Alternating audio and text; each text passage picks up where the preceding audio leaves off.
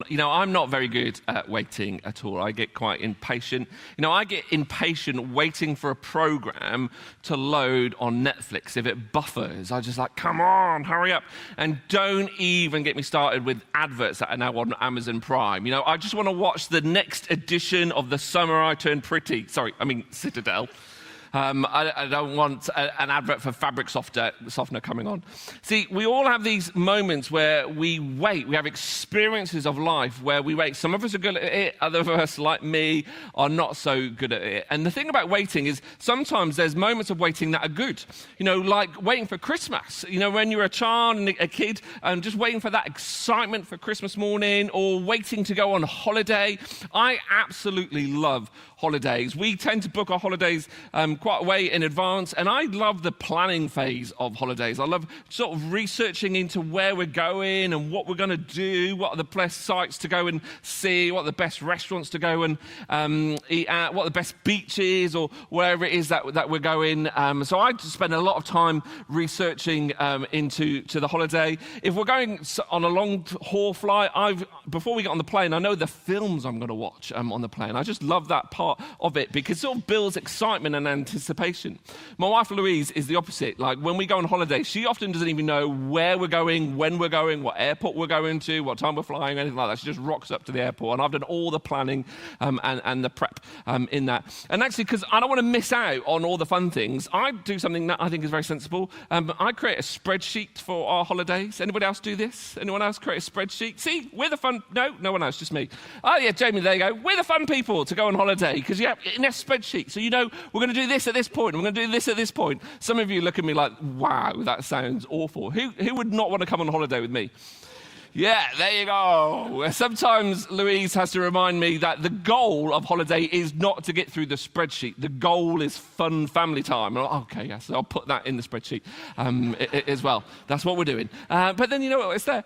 But there's good moments of waiting. Maybe you've been waiting for a friend or a loved one to come back from a trip, and you're waiting at the airport or the train station. And as you're waiting for them, that sort of it builds anticipation. It builds excitement.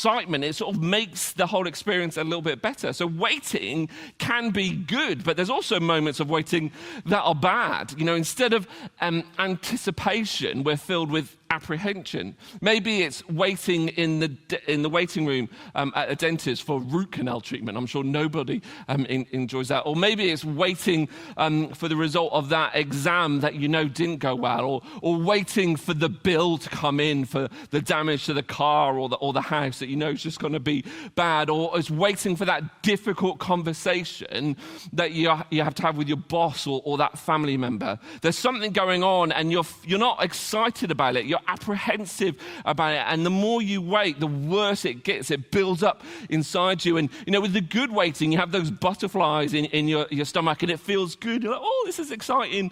In the bad moments, you don't have butterflies. You have a wasp nest fighting with a raccoon in there. It just feels awful, and you're just full of tense. So we have good moments of waiting. We have bad moments of waiting, and then we have the ugly moments of waiting. The moments that are just unfathomable, unthinkable.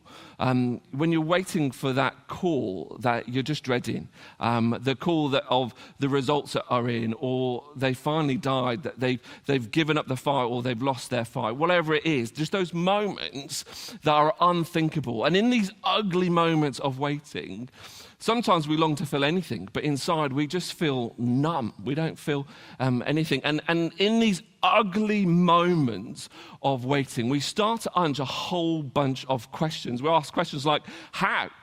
How will this work out? How will things change? How will things shift? Or how will things be made right again? And when we ask the how question, it leads to this question, when? When will I get a response? When will I find a solution to this problem? When will it be fixed? When will it be over? And again, this leads to another question, ever? Will this ever be over? Will I ever get better? Will the pain ever go away? Will I ever get out of debt? Will I ever get a job? Whatever it is, we ask these questions. And then, these questions, how, when, ever, are questions that we ask often in those ugly moments of waiting.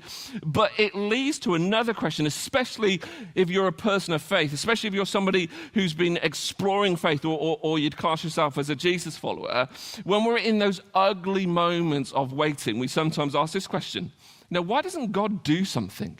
Doesn't he know what I'm going through? Why doesn't God show up and fix the problem that is in front of me? Surely he can see what it is that I'm facing.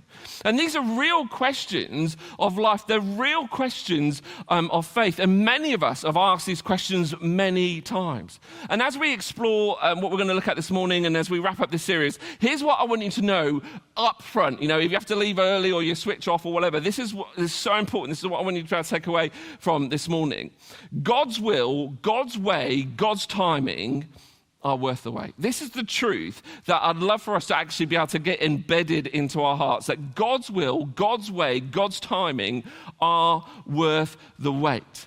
But the challenge is sometimes in those ugly moments of waiting, it's difficult to hold on to this. Even when it feels like nothing is happening, God's will, his way and his timing are worth the wait. But when we're in those moments of waiting, it can be really difficult to hold on to this. And actually, again, it throws up another bunch of questions for us. We start asking, is God real? And if he is, does he care? And if he does care, if he is real and he cares, is he actually able to do anything about this?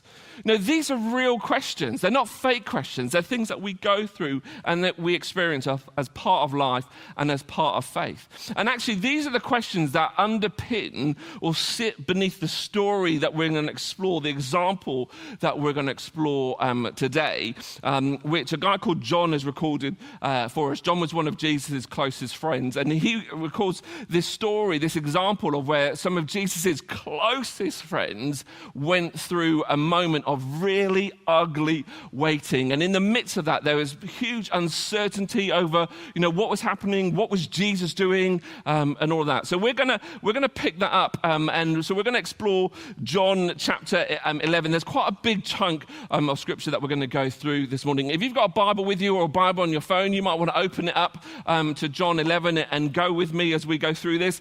All the verses will be on the screen as well, so you can just follow on that. And if you've been around church any length of time, you know this story. Our lovely AI-generated image, just checking Jesus hasn't got 6 fingers. No, that's fine. It gives you an example of it. If you know the story, there's a temptation. When we come across familiar passages of Scripture, there's a temptation for us to skip on to the end. Don't do that.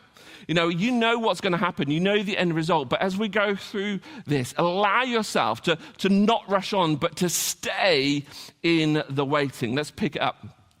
So John 11, verses 1 and 3.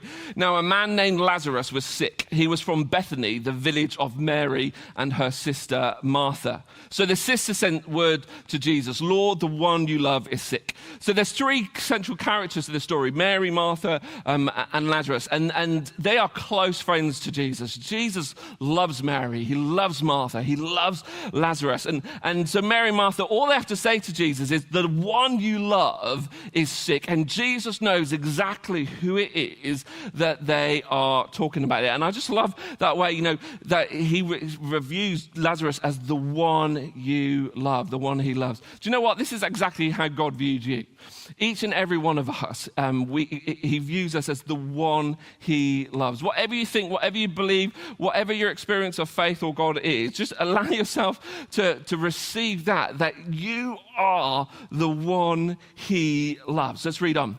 So when he heard this, Jesus said, this sickness will not end in death. No, it's for God's glory, so that God's Son may be glorified through it. Now, Jesus loved Martha and her sister and Lazarus. So when he'd heard that Lazarus was sick, what do you think? So he loves Mary, he loves Martha, he loves Lazarus, and he's discovered that Lazarus, his really good friend, is sick. What does he do? What would you do? He knows what they're going through. He knows what they're experiencing. What would you do in this situation? How does Jesus respond in this moment? He stayed where he was 2 more days. This makes no sense. John doesn't record he stayed where he was 2 more days because he was really busy and had this really important thing to do. No, he's like, he hears this news that his good friend, the person he loves, is sick. And instead of going to him, instead of dropping whatever it is that he's doing and going to be with Lazarus to help him and to be close to Mary and Martha, he stays put. That's not what we do, is it? When somebody we care about, when someone we love is in trouble, is in sick, is in need, we drop whatever it is that we are doing and we go to them. We get on that train, we get in the car, we get on that plane if it's necessary to go and be with them, to help them. Even if we can't help them, we want to be close to them and give them some sort of assurance or reassurance. Jesus doesn't do this. He waits. And as he waits, he makes Mary, he makes Martha, he makes Lazarus wait with them. And then he said to his disciples, eventually after 2 days, let's go back to Judea. But Rabbi, they said, a short while ago the Jews there tried to stone you, and yet you're going back.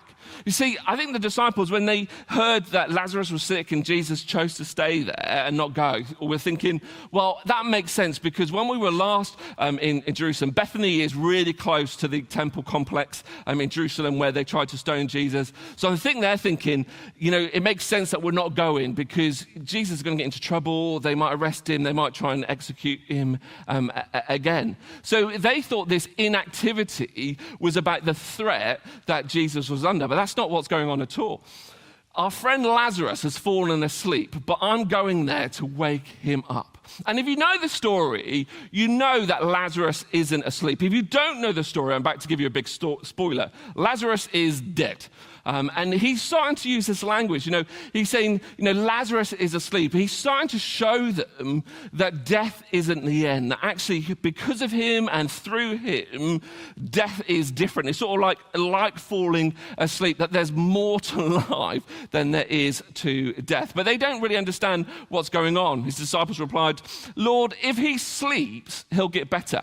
And Jesus had been speaking of his death. See, I told you, he was dead. But his disciples thought he meant natural sleep. I just love this conversation. Jesus is saying, Lazarus is asleep and I'm going to wake him up. And they're like, no, don't do that. He needs to sleep. He needs to rest. And Jesus is like, oh, you just don't get it, do you? Jesus, he's speaking of, if he sleeps, he will get better. And I love the fact that John's recording this. John was there. He was part of this conversation.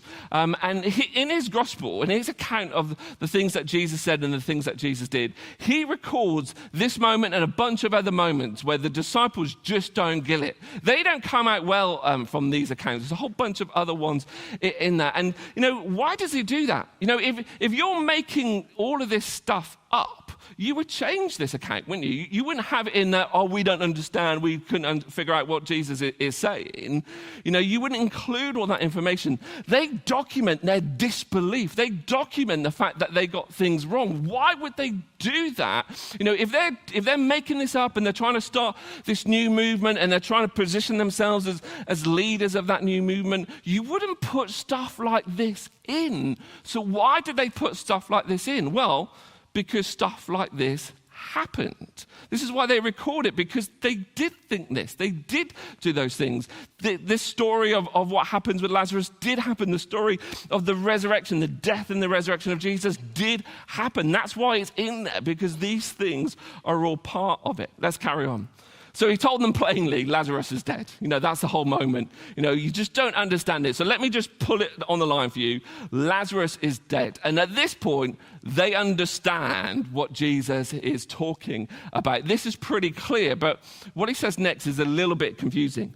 He says, and for your sake, I'm glad I was not there so that you may believe, but let's go to him. Now, this phrase, it sounds a little bit harsh. What do you mean you're glad you weren't there? See, Jesus isn't glad about the situation. He's not glad about what's happening to Lazarus. He's not glad about what Mary and Martha are going through. What he's glad about is that there's an opportunity for them, for his disciples, for Mary, for Martha, for Lazarus, for the whole crowd, as we'll see, to discover who Jesus really is and what Jesus really is about. So on his arrival, Jesus found that Lazarus had already been in the tomb for 4 days. So to get from where Jesus was to where Lazarus is would have taken about a day. So if Jesus left immediately, as soon as he heard that Lazarus was sick, he still would have arrived too late. Lazarus would have already have died. He would have arrived just as Lazarus had died, just as Lazarus had been placed in the tomb. And I think part of the reason why Jesus waits is because he knows that. I think he knows what's going on, and he also knows that what's about to happen wouldn't have the same impact. If Jesus turns up at the same time as Lazarus had died, what happened wouldn't have been the same. And so he chooses to wait because, something else is going on here. And that waiting was difficult for Mary. It was difficult for Martha. It certainly was difficult for Lazarus. But I think that waiting was difficult for Jesus as well. That he actually had to choose, no, I'm going to stay here. When there must have been a huge part of him, the human side of Jesus, his humanity would want to go and be with his close friends. But he chose to wait there as well. And as we read on, he says, when Martha heard that Jesus was coming, she went out to meet him, but Mary stayed at home. Lord, Martha said to Jesus, if you'd been here, my brother would not have died. But I know that even now, God will give you whatever you ask. Jesus said to her, your brother will rise again. Martha answered, I know he will rise again in the resurrection at the last day. You see, there's a lot going on here. Jesus comes and he sort of waits outside of the village. And I think part of that is to give Mary and Martha some space. There's a big crowd at the house who sort of waits there. Martha hears about it. Mary and Martha hear about it. Martha goes to Jesus, but Mary stays behind. And as you read through this encounter, you see she's conflicted. There's some hope in there. She said, if only you'd been here, Jesus, if only you'd been here. She knows that Jesus is able. She knows that if you were here, this wouldn't have happened. And I wonder if the question that she's asking, she knows he's real, she knows he's able. I wonder if the question she's asking is, but do you care? You've allowed this to happen. You could have done something about it, but you haven't. And she has faith. She has faith in the resurrection. This is something that the Jewish people believed. In the last day, they will all rise. But that's like a future hope. That's a eschatological, to use a fancy word, this end time hope. That hope actually isn't a lot of help for Mary in this moment, in this place, as she's grieving the loss of her brother. I've lost where I am. He said, Jesus said to her, I am the resurrection and the life. The one who believes in me will live even though they die. And whoever lives by believing in me will never die. Do you believe this? Do you believe this? You see, you have this belief, Mary, in the resurrection, this sort of future hope. But Jesus, I'm the resurrection and the life. The one who believes in me will live even though they die. And whoever lives by believing in me will never die. It's a theological statement. But Jesus really brings it home as he looks Martha in the eye and says, do you believe this? This is the question of faith. And Martha is struggling. She's grieving. She's doubting. And, Jesus is basically saying, Martha, do you believe? Do you believe in me? Do you believe that I am real? Do you believe that I am who I say I am? Do you believe that I care? Do you believe that I am able? And it's a question for all of us as we go through those ugly times of waiting. Do we believe? Do we trust in Jesus? Do we trust that he is real, that he is more than just a man from history? Do we believe and trust that he cares? And do we believe and trust that he is able? Yes, Lord, she replied, I believe that you are the Messiah, the Son of God who is to come into the world. Even in the midst of her grief, Martha is able to declare her faith in Jesus. And in this space and in this time, she might not be happy with him. In this moment, she might not be, pleased with Jesus, but she still believes in him. And after she said this, she went back and called her sister Mary aside. The teacher is here, she said, and he's asking for you. And when Mary heard this, she got up quickly and went to him. So Martha goes to Mary and says, look, Jesus is here. And Mary already knows this. I'm sure Mary already knows this. Martha went out and Mary chose to stay behind. So what's going on there? There's another story of these sisters about Mary and Martha. And in that story, if you're familiar with it, Mary comes out on top and Martha doesn't, because, Mary chooses to sit at the feet of Jesus whilst Jesus is speaking. And Martha is busy getting things ready for dinner and those sort of stuff. And Martha has a go at Jesus and says, Jesus, can you tell my sister to help me? And Jesus says, Martha, Martha, you're worried and you're distracted by many things. And I often feel sorry for Martha. I think she comes out harsh in this story because he says, Mary's chosen the better thing to do, to be with me. That's a great thing to do. But sometimes I feel like, well, there was work that needed to be done. Martha can get told off for that. And then we can say, well, we don't need to do all the work. All we need to do is just sit at the feet of Jesus. That's not what's going on in that story. Actually, the better thing is to be close with Jesus. But Jesus is saying, Martha, you're distracted by many things. You need to choose the right thing.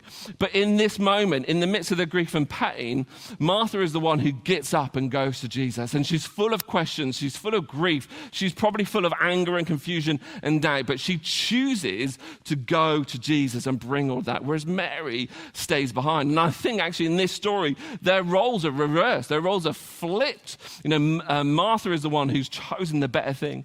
But eventually, Mary gets out, and she gets up and she goes, it says, Mary reached the place where Jesus was and she saw him and she fell at his feet. And as she comes close to Jesus, she sees who he is. She's reminded of who he is. And she's full, she's just full of emotion and she falls at his feet and she says the same thing that her sister said. Lord, if you'd been here, my brother would not have died. Says exactly the same thing. And when Jesus saw her weeping and the Jews had come along with her also weeping, he was deeply moved in spirit and troubled. Where have you laid him? He asked. Come and see, Lord, they replied. And so Jesus goes to the place where Lazarus is and he sees all of the emotion, or all of the grief, and all of the suffering, and all of the pain. And it simply says, verse 35, Jesus wept. Just two words that John records for us. And, Jesus knows what's going on. He knows what is about to happen, yet he's still full of emotion for what is going on. He sees their pain. He sees what they're experiencing, but more than that, he doesn't just see it, he feels it. We do the same, don't we? When somebody close to us is going through something difficult, that's not our pain to carry, but for some reason we carry that pain. We share in that pain. We share in that great grief. Jesus is doing that as well. And then the Jews said, see how he loved him. But some of them said, could not he who opened the eyes of the blind man have kept this man from dying? This is one of those big questions of faith. If God really loves us, why doesn't he do something about the things that cause us pain? Does he really care? Jesus, once more deeply moved, came to the tomb. It was a cave with a stone laid across the entrance. Take away the stone, he said. But Lord, said Martha, the sister of the dead man, by this time there's a bad odor, for he's been in there 4 days. If you read this in the King James version, that's where it used Old English, it literally says, he stinketh. It's great. I love that. It's my favorite line. Lord, by now he stinketh. There's a really bad smell. He'd been in the tomb for 4 days. He is dead. If you open up the tomb, you're going to break all of these Jewish laws and these Jewish commands about, cleanliness rituals and all that sort of stuff. You're going to come into contact with a dead body. You cannot do that. Nothing good is going to come from this, Jesus. It is too late. Have you ever felt like that? Nothing good can come from this now. It is too late. If only you'd done this back then. But now it's way past the point of hope. Then Jesus said, did I not tell you that if you believe, you will see the glory of God? So they took away the stone. And then Jesus looked up and said, Father, I thank you that you have heard me.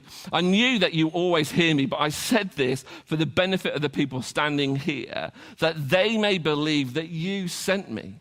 When he said this, Jesus called in a loud voice, Lazarus, come out.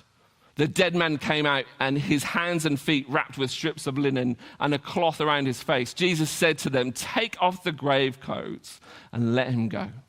Therefore, many of the Jews who had come to visit Mary and seen what Jesus did believed in him.